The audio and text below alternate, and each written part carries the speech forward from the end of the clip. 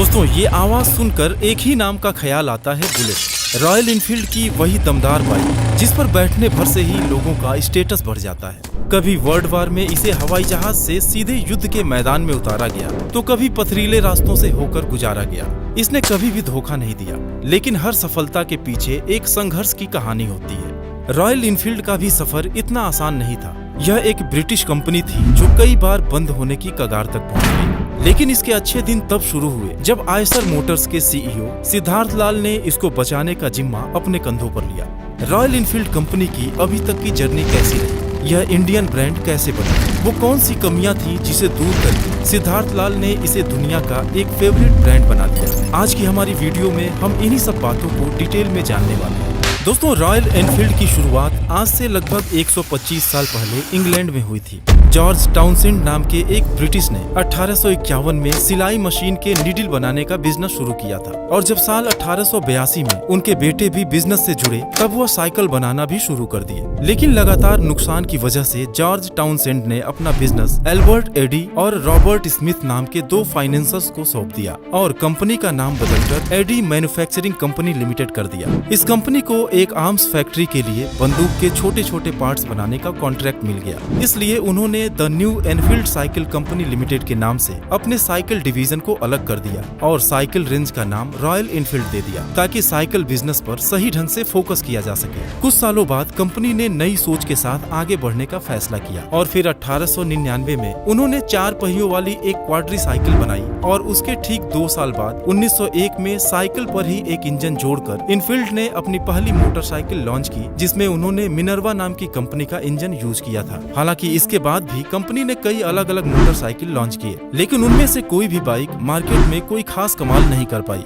फिर 1903 में royal Enfield company ने कार प्रोडक्शन में भी अपना कदम बढ़ा दिया। हालांकि उन्हें इस बिजनेस से अगले कुछ साल में बहुत ज्यादा नुकसान झेलना पड़ा, और इसलिए उन्होंने 1907 में अपनी कार बनाने वाली कंपनी को ऑल्डेज एंड ओनियंस नाम की कंपनी को बेच दिया और मोटरसाइकिल बनाने में कंसंट्रेट करने लगी। रॉयल इनफील्ड को पहली सबसे बड़ी सफलता 1914 में तब मिली जब पहले वर्ल्ड वार के दौरान उन्हें ब्रिटिश वार डिपार्टमेंट को मोटरसाइकिल सप्लाई करने का एक बड़ा ऑर्डर मिला, और फिर इंपीरियल रशियन गवर्नमेंट ने भी उन्हीं से मोटरसाइकिल खरीदने का फैसला किया। लेकिन दोस्तों फिर साल 1932 में कुछ ऐसा हुआ जिससे इस कंपनी की तकदीर ही बदल गई। दरअसल वो समय 1932 का ही था जिसमें रॉयल इनफील्ड ने अपनी आइकॉनिक बाइक बुलेट को लॉन्च किया था, जो अपने समय की सबसे स्टाइलिश और पावरफुल बाइक्स में से एक थी, और लॉन्च होते ही लोगों के बीच काफी पॉपुलर हो गई। और दोस्तों आज भी पूरी दुनिया में अब तक का सबसे लंबे समय तक चलने वाला बाइक मॉडल बुलेट ही है। उस समय रॉयल इनफील्ड के बाइक बहुत ही ज्यादा मजबूत होते थे, और यहीं से उनके मोटरसाइकिल्स तेजी से फेमस होने लगे। फिर दूसरे वर्ल्ड वार के दौरान ब्रिटिश अथॉरिटी ने रॉयल इनफील्ड के साथ मिलिट्री मोटरसाइकिल्स बनाने का एक बड़ा कॉन्ट्रैक्ट भी साइन किया, और युद्ध में एनफील्ड की मोटरसाइकिल्स बहुत बड़े स्तर पर यूज की गई। यहाँ तक कि एनफील्ड की बाइक्स को हवाई जहाज से सीधे युद्ध के मैदान में भी उतारा गया। लेकिन अब प्रॉब्लम ये हुई कि इन बाइक्स का इस्तेमाल मिलिट्री और आर्मी तक ही सीमित होकर रह गई। आम लोगों के दिमाग में ये परसेप्शन बन गया कि रॉयल इनफील्ड की हैवी बाइक्स मिलिट्री और लॉन्ग टूर्स के लिए ही बनाया जाता है, डेली यूज में उनका कोई काम नहीं, और इसलिए वॉर खत्म होते ही रॉयल इनफील्ड की सेल्स में तेजी से गिरावट आने लगी और कंपनी लॉस में आ गई। दोस्तों यहाँ तक की कहानी तो रॉयल इनफील्ड की इंग्लैंड की कहानी थी, जब रॉयल इनफील्ड अभी इंडिया में एंटर भी नहीं हुआ था। 1947 में आजादी मिलने के बाद इंडियन गवर्नमेंट को आर्मी के लिए मोटरसाइकिल्स की जरूरत थी। सरकार एक ऐसी बाइक खोज रही थी जो बॉर्डर पर नजर रखने के लिए इस्तेमाल की जा सके, और क्योंकि बुलेट अपनी मजबूती के लिए काफी ज्यादा पॉपुलर थी, इसलिए इंडियन गवर्नमेंट ने 1954 में रॉयल इनफील्ड को 800 बुलेट का ऑर्डर दे दिया।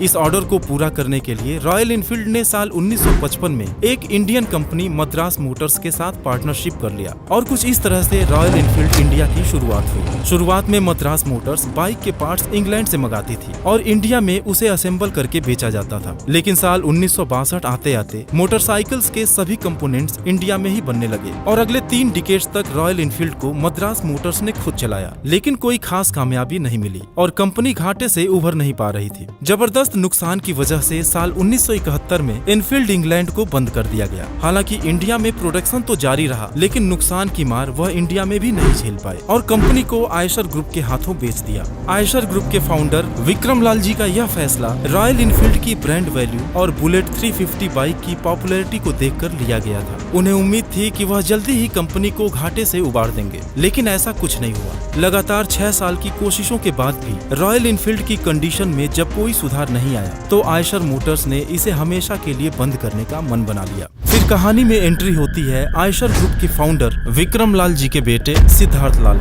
मैकेनिकल इंजीनियर सिद्धार्थ को मोटर बाइक में काफी दिलचस्पी थी और उन्होंने रॉयल इनफील्ड को बचाने के लिए बोर्ड मेंबर्स से एक आखिरी मौका मांगा और ये आखिरी मौका उन्हें दे दिया गया। इस तरह दोस्तों साल 2000 में रॉयल इनफील्ड की सारी जिम्मेदारी सिद्धार्थ लाल ने अपने कंधों पर ले ली और उसके बाद जो हुआ वह वाकई में किसी मिरेकल से कम नहीं था, क्योंकि जो कंपनी बर्बाद होकर बंद होने वाली थी सिर्फ कुछ ही सालों में मिड साइज बाइक सेगमेंट की मार्केट लीडर बन गई। आज हार्ले डेविडसन जितनी बाइक्स पूरी दुनिया में बेचती है उससे कहीं ज्यादा बाइक्स रॉयल इनफील्ड अकेले भारत में सेल कर देती है। तो आखिर सिद्धार्थ लाल ने ऐसा क्या कर दिया कि सब कुछ पलट गया? दरअसल सिद्धार्थ एक बाइक इंथुजियास्ट थे। वह इस बात को लेकर परेशान थे कि जिस बाइक में इतनी पोटेंशियल है और लोगों के बीच काफी पॉपुलर भी है, फिर भी इसकी सेल क्यों नहीं बढ़ रही? इसका आंसर जानने के लिए उन्होंने अपनी बाइक को एक कस्टमर के नजरिए से देखना शुरू किया और उसकी कमियों को समझने के लिए एक लंबे टूर पर निकल गए। और जब सिद्धार्थ लाल ने खुद अपनी उन बाइक्स पर हजारों किलोमीटर का सफर तय किया तो उससे जुड़ी हर एक वीकनेस के बारे में सब कुछ समझ आ गया। जैसे बाइक में क्या क्या कमियां हैं, कस्टमर उनकी बाइक से क्या चाहता है और बाइक में कौन कौन सी चीजों में इम्प्रूवमेंट की जरूरत है। उन्होंने तुरंत एक्शन लेते हुए बाइक्स में कई टेक्निकल बदलाव किए। जैसे रॉयल इनफील्ड की बाइक्स में गियर प्लेट पहले राइट लेग की तरफ होती थी, उसे लेफ्ट लेग में लाया गया। किक स्टार्ट के साथ उसमें सेल्फ स्टार्ट भी ऐड कर दिया गया, क्योंकि उस समय बुलेट की किक बाउंस बैक करती थी और बाइक को स्टार्ट करते वक्त कई बार लोगों के पैर में गंभीर चोट लग जाती थी। इसके अलावा भी बाइक में कुछ छोटे मोटे बदलाव किए गए, लेकिन इस बात का खास ख्याल रखा गया कि इससे बाइक के विंटेज लुक में कोई बदलाव न आए, क्योंकि ये रॉयल इनफील्ड की आइकॉनिक डिजाइन ही है जो हमेशा से उसकी एक अलग पहचान बनाती है। और उनके ये सब चेंजेस करने की वजह से बाइक्स की सेल धीरे धीरे बढ़ना शुरू हो गई। अब सिद्धार्थ के सामने अगला सबसे बड़ा चैलेंज था लोगों की सोच बदलने का, क्योंकि इंडिया में रॉयल इनफील्ड के हैवी बाइक्स को लोग टूरिस्ट बाइक समझते थे। डेली यूज के लिए उस समय मार्केट में मौजूद हीरो होंडा और बजाज की हल्की बाइक्स लोग ज्यादा पसंद करते थे। इस चुनौती से निपटने के लिए सिद्धार्थ खुद अपनी कंपनी के ब्रांड एम्बेसडर बन गए और साथ ही उन्होंने कई ऐसे कमाल के एड कैंपेन भी रन किए जिसके जरिए उन्होंने लोगों को समझाया कि हैवी बाइक्स को भी हल्की बाइक्स की तरह डे टू डे लाइफ में यूज किया जा सकता है और इसका भी अपना एक अलग ही मजा है। और धीरे धीरे इन्हीं सभी कोशिशों की मदद से लोगों का परसेप्शन भी चेंज होने लगा। और दोस्तों सिद्धार्थ का जो अगला सबसे बड़ा डिसीजन था वह उनकी जगह किसी और के लिए ले पाना पॉसिबल ही नहीं था। साल 2004 में जब सिद्धार्थ को आयशर ग्रुप का सीईओ बनाया गया तो उस समय इस कंपनी के 15 अलग अलग बिजनेस हुआ करते थे, जिसमें कॉमर्शियल व्हीकल्स के साथ ही consultancy services, garments and footwear जैसे बिजनेस भी शामिल थे। उन्होंने रॉयल इनफील्ड पर फोकस बढ़ाने के लिए अपने 15 में से 13 बिजनेस को सेल कर दिया, जिसमें कंपनी का सबसे पहला ट्रैक्टर बिजनेस भी शामिल था। इस तरह उन्होंने सिर्फ मोटरसाइकिल और ट्रक के बिजनेस को कंटिन्यू रखा, क्योंकि उनका मानना था कि ढेर सारे असफल बिजनेस को चलाने से बेहतर है कि एक या दो बिजनेस को ही सही ढंग से चलाकर उन्हें मार्केट लीडर बनाया जाए। और दोस्तों उन्होंने इसे सही साबित करके भी दिखाया। आज रॉयल इनफील्ड की एक स्ट्रॉन्ग कम्युनिटी और फैन फॉलोइंग है, जिसको मजबूत रखने के लिए कंपनी कई सारे टूर इवेंट्स और एडवेंचर ट्रिप भी ऑर्गेनाइज करती रहती है। आज इंडिया में जितना क्रेज रॉयल इनफील्ड ने क्रिएट किया है उतना किसी और ब्रांड में देखने को नहीं मिलता। यही वजह है कि आज से 20 साल पहले जो रॉयल इनफील्ड एक एक बाइक बेचने के लिए स्ट्रगल कर रही थी, उसे आज खरीदने के लिए लोगों को महीनों वेट करना पड़ता है। तो दोस्तों उम्मीद है कि रॉयल इनफील्ड की यह स्टोरी भी आपको जरूर पसंद आई होगी। Thanks for watching.